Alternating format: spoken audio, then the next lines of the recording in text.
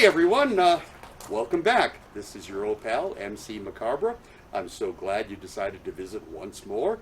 And today is a very special day because we have, full disclosure, personal friends of mine. They were very important in the development of MC Macabre's Haunted Dance Party, the original. And I'm speaking of Dennis and Kimberly Goza. Hi! One of us is Kimberly and the other one is not. Is that. Well, that's probably going to be very confusing, but Yeah. I'll soldier on. Okay. We know you can handle it. So Dennis and Kimberly operate something on a motorcycle, which is why we have one in the background. But they also operate something called Activated Adventures. Tell us what Activated Adventures are. Well, Activated Adventures is kind of a personal sideline related to our business, which is performing theater for kids, Activated Story Theater.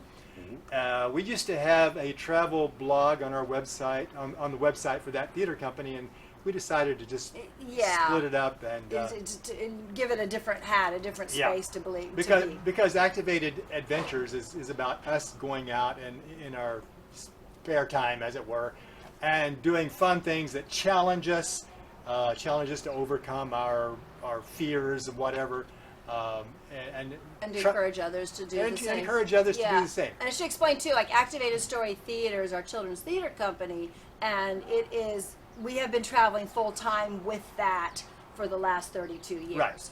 So they're kind of interrelated. Activated Story Theater is definitely our performance hat that we wear, and the Adventures is the travel blog, the travel side of what we do. Yeah. Anyway. Yeah. Okay.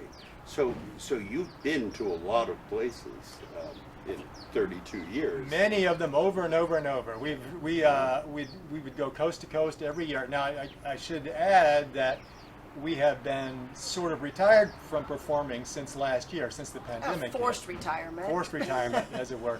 We have not performed since last year. But before that, we had been for pretty much 32 years. We had been performing all over the country. We performed in 45 states, plus Washington, D.C., and we did a show in Japan. Yeah, so our typical schedule was we'd be in New England August, September, October, and then we head south for the winter. We go to the West Coast for the spring, put a new show together, and then travel back out from about Arkansas to Massachusetts, June, July, and then we're back into August. And if we spent more than 2 days in a spot, it would be a long time, with a few exceptions. But that's typically what we have been doing for the past 32 years. Yeah. Traveling in an RV or other vehicle. We met at an audition in San Francisco for a children's theater company. We both got the job. Yep. And after performing with them for a while, we decided, hey, we can do this better. Okay. So we started our own theater company, a nonprofit corporation, and performed on the West Coast for the first 3 years or so. And then we hooked up with a couple of agencies that booked us to schools for assemblies on the East Coast and in the Midwest. Which gave us the idea that this could happen. We got rid of the middleman. Yeah, got rid of the middleman. And did our own bookings from then on. Now, are you from San Francisco originally? No, I had lived there for several years. She is I'm a West Coaster. Yeah, she's a West Coaster. California, Hawaii, and Oregon. I actually grew up on a farm in Arkansas. Wow. And I moved to San Francisco as a young man and started doing theater. Well, not started, I'd already been doing theater. But Okay. I started doing theater professionally, I should say. Yeah. So now that you're semi-retired, you're about to undertake a new project. Can you tell us all about that? Yes, we are. We're very excited about this.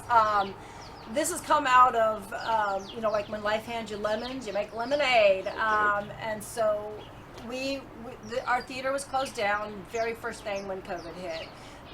We have not performed since January 2019. 2020. 2020. Okay, January 2020, right. Yeah. So the prospect of opening back up again and just reinventing the wheel after 32 years was not all that appealing to us. So we decided instead that what we want to do moving forward is just to teach theater, to take what we've learned and pass it on to the next generation. We also love to travel.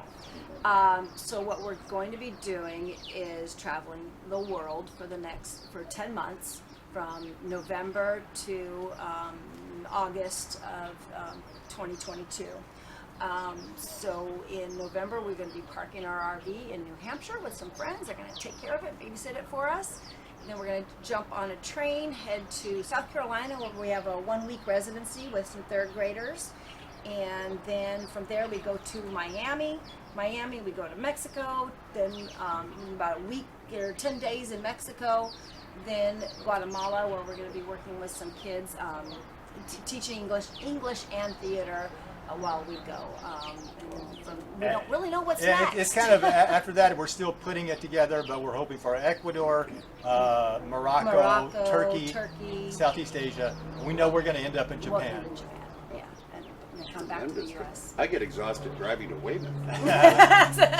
This is pretty enterprising. It's a big life change. It's a big change. It's a big challenge for us. It's very much taking the carpet out from under our feet and pushing us to learn new languages. We like to learn about the cultures and the people, and our travel style is not tourist. Yeah, we're going to be living a very Spartan lifestyle when we Yes. go volunteer at these places. Okay. And I want to emphasize that we are going to learn as much as we are going to teach. Yes. We don't want to feed into the white savior syndrome. We definitely do have skills that will contribute to these communities we're going to. But we want to be a part of the community. Right. As much as possible. You mentioned that you had gone to Japan already. Do you know Japanese? We did. We did. We learned some Japanese before we went to Japan. But that was 15 years ago, so it hasn't stuck with us. Yeah, skoshi. We do like to try to learn as much of the language as we can. It's a challenge for me, I'm going to be honest. But like going into Mexico, we're going to learn as much Spanish as we can. And in Guatemala, I think we're going to learn some Quechua. But we do try as much as we can to speak the language for the country we're going to. Sure. Yeah. And I know how hard it is to acquire a language. I mean, if I don't use it every day, I start to forget English. So do I. So do I. Yeah.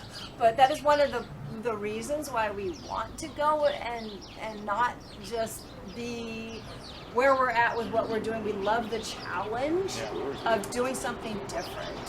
Sure. Okay. Yeah. Now, you have a son, am I correct? Yes. Who is how old? 31. 31.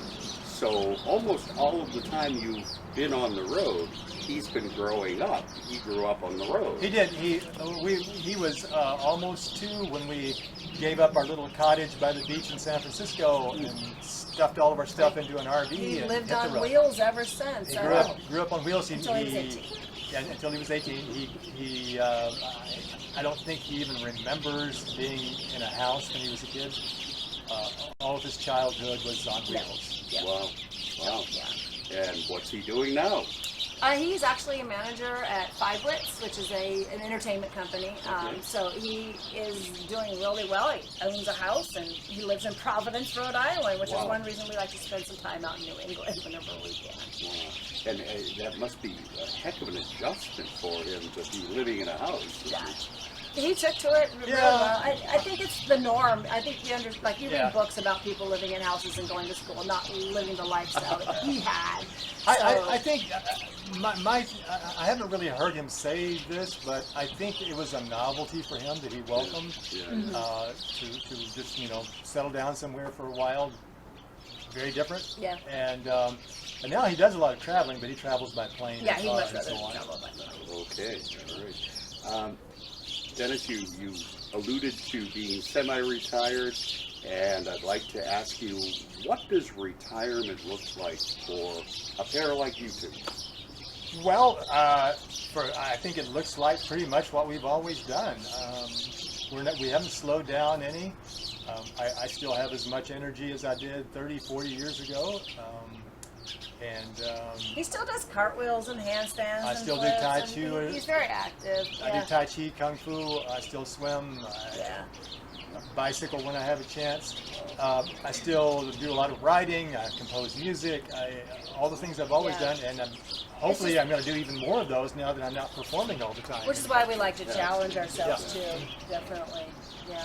Wow, that's wonderful. So, with all your travels and all of your experiences, you must have cobbled together some very interesting philosophies about life. What would you say is your philosophy of life? Well, boy, Never stop learning. yeah, Never. I think I could go into a lot of detail about my philosophy, but if I had to put something on a motto on my ring or whatever, I would say something It's gotta like, be short if it's going on your ring. yeah, well, or, whatever, very small. Keep moving, keep learning, and pass it on. Yeah. Pass on, yeah. Pay it forward. Wonderful. Dennis and Kimberly, I want to thank you very, very much for spending this time with us here. I know the folks at home will really like it. Remember, like and subscribe. And if they want to help you out with your cause, how would they do that? Okay. That would be wonderful. We are our business is a nonprofit corporation, our theater Attorney company, theater. and the volunteering, the global volunteering that we're going to be doing is very much in line with our mission statement, and so we're doing it as a business project, as a project of our business, and so since it is nonprofit, people can make donations, Yeah. and they are tax deductible. Yeah, we can do tax-deductible donations. We also have a Patreon page. On Patreon, we are activated, ACTIVATED. That covers both activated story theater and activated adventures. If they're interested in helping us out behind this project, which would be wonderful. We are traveling to, in exchange for a place to stay and food, is really the only way we can make this happen. So the more people we can get behind it, the better. The easier it'll be on the communities that we're going to serve. It'll be very helpful. Wonderful. And I understand that we have several clips of you guys in activated or action. We can play some old clips from some of our favorite shows. That would be awesome. You know, Yeah. I have a feeling we have an awful lot of birds here. They're our audience today. Is that Tippi Hedren? Okay, just curious. All right, Rhodey, start the films. Popcorn. Frolic! When she stepped on a snake. And the snake bit her. And the snake died. Oh, I'm not sure that I want pizza right now, though, but thank you anyway. Oh.